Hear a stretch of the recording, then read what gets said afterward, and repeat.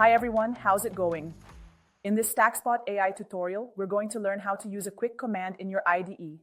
For that, you need to have already installed the StackSpot AI extension in the IDE. Today, we're going to use Visual Studio Code.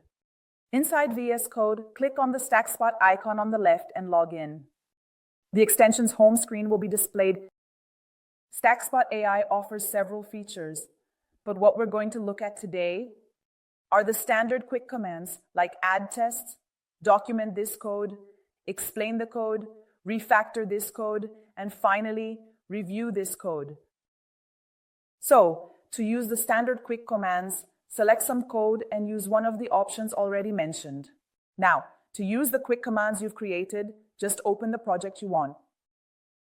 In the StackSpot AI chat, type in /, and you'll be able to access the quick commands from your account and those that have been shared with you. The ones you created will be in the personal section. Let's click on personal and choose the quick command.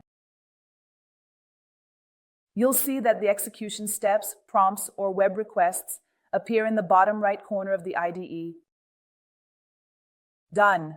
Now you know how to use a quick command in the IDE. Thanks for watching. And don't forget to subscribe to our channel and turn on notifications for more tutorials like this one.